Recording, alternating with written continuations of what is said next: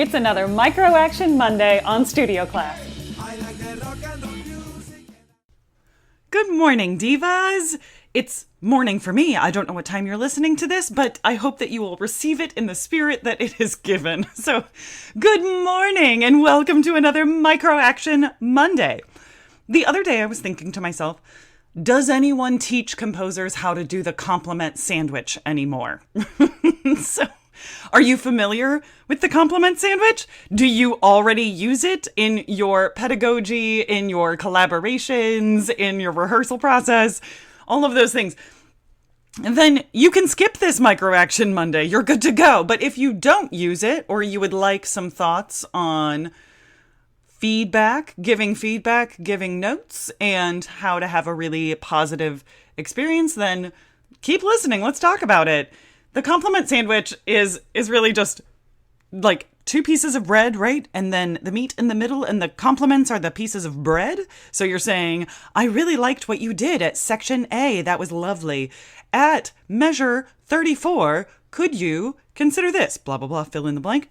And then also say, there was a moment here where your messa di voce was, stunning, right? Compliment sandwich. You've got a compliment, a note, a compliment, and you've given that to the person that you're working with.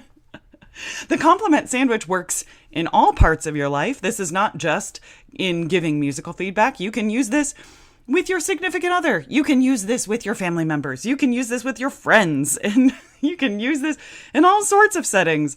Highly recommend.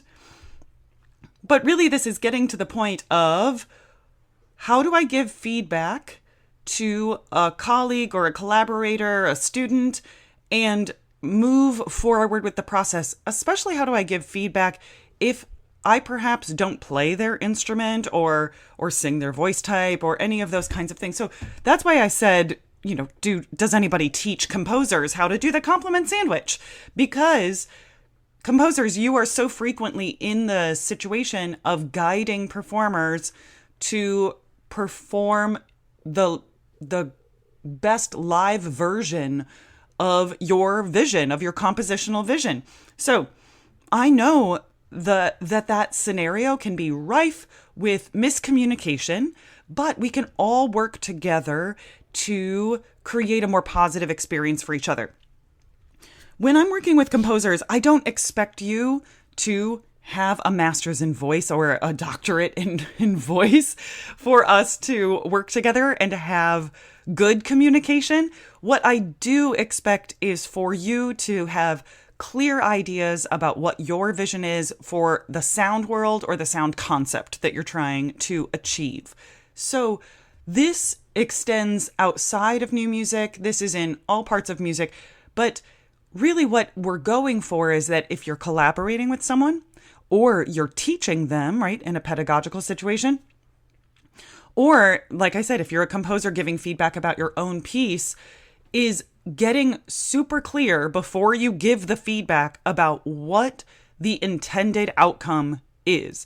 That's the part that I really want to practice giving feedback on, is saying, I'm going to start with, I really like what we're doing here. The phrasing at the chorus is really lovely, right? I like that. That's so cool. I was wondering, would you be open to doing a little more rubato right in this measure? I think that the rubato could be really effective if we started it on beat 3 of that measure. What do you think? Right? Do you see where I'm going with this? So my examples are on the fly. So come with me on this journey. You can fill them in with whatever you're usually talking about. But the idea being that you are communicating the outcome to someone. You're not telling them how to play their instrument or how to sing their voice, right?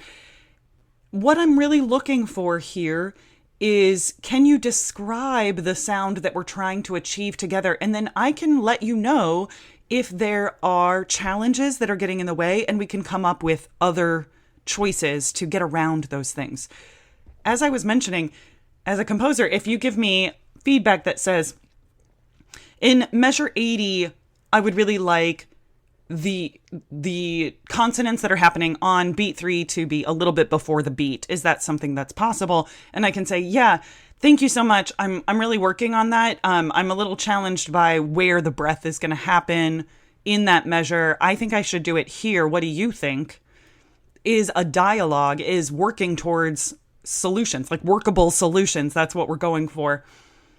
And that, excuse me, that means that I don't expect the composer to understand all of the ins and outs of the technical production that I'm doing, but they're open to hearing that I might be working through some technical challenges to achieve the goal that they're setting out in the score. And so there might be a place where the composer says, oh, I didn't realize that the breath would the breath would be challenging right there. What about doing it here? I hear it very naturally right there. That allows you to get through this phrase and then take another one here. Does that work for you? Woo woo! I want to take a heartfelt moment to thank Sarah and Josh for being part of the Sybaritic Camerata Listening Circle on Patreon. They're helping bring you this episode right now. If you'd like to join them, head on over to patreon.com/mezzo-Ihnen. That's MEZZOIHNEN. Now, let's get back to the show. This is really down to the nitty-gritty of collaborative communication when you're working on a score together, but we're avoiding some of the pitfalls of you're doing this wrong, right? Or the kind of like, let me tell you how your instrument works. Like, those are the areas that we want to stay away from in communication, while being very clear, very detailed about what we do want to hear. So I hope what you hear in my examples so far are things like giving clarity around what you do like, right?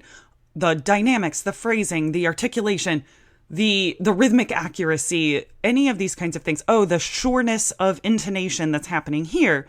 So something like that, giving a note about intonation, can absolutely follow the compliment sandwich version where you're saying, Megan, I love how clean and clear the intonation is in this measure, in measure 102. And I would love to have the same clarity of intonation in measure 104. Is that something that can happen? And I can say, of course, thank you so much for that note. And we're modeling taking and receiving feedback in this way, saying, yes, let me try it. Or I understand what you're saying.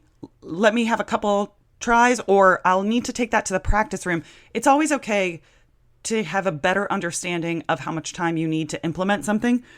As a performer, I like to say, let me try for that right now. I might need a couple more swings in the practice room before it's really sure, but let's try it right now. Sounds good. Let's jump back in. I'm not trying to belabor the back and forth. I'm trying to say, of course, let's give it a whirl. Let's try this. So even if you know that you're going to have to kind of work that out, make a note, write it down in your score, write it, on your iPad, any of those kinds of things, write it down, show them that you've taken the note, and then move forward and say, I'm going to try for it right now, even if I need a little bit more time to cement this in the practice room. And that's really what I'm going for, is that clarity of the intended outcome, getting so clear on what the sound concept is that you're able to communicate what you want them to try for, not what they're doing wrong. So much of my miscommunication or really difficult composer collaborations have been because composers try to give me notes on what I'm doing physically, but we don't have a shared language built around that.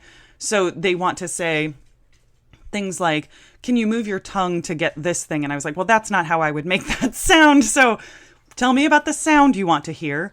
I'm going to try to do that in the technicality that I have, in the production that I have.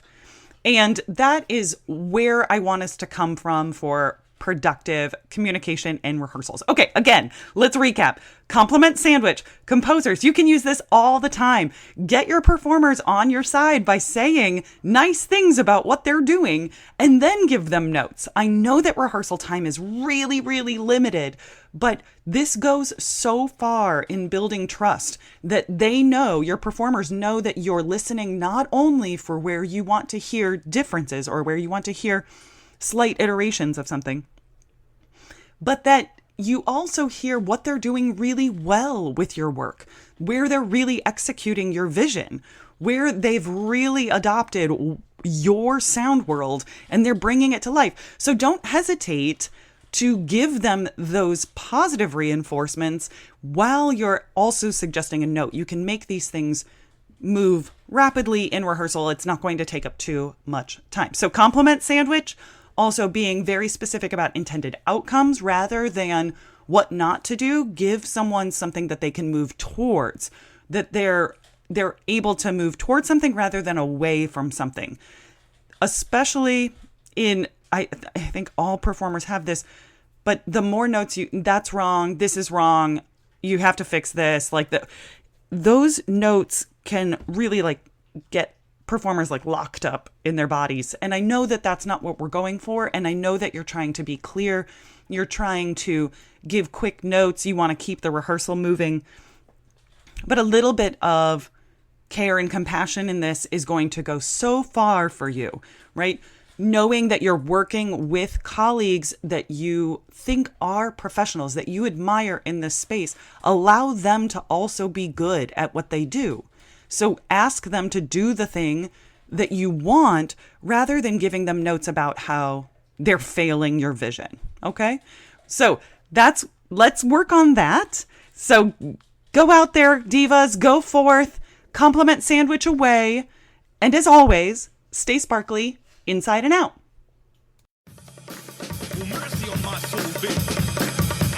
Thanks for joining me for Micro Action Monday. Again, I'm Megan Ihnen, and you can find me on all the socials at mezzo-Ihnen. That's IHNEN. Did you know that studio class is part of the Sybaritic Singer? It is. And if you liked this episode, you're going to love my 29 Days to Diva series. That's on SybariticsSinger.com. And if you liked this episode, will you please consider leaving us a review on iTunes, Stitcher, or wherever you get your podcast? Thanks. It means a lot to me.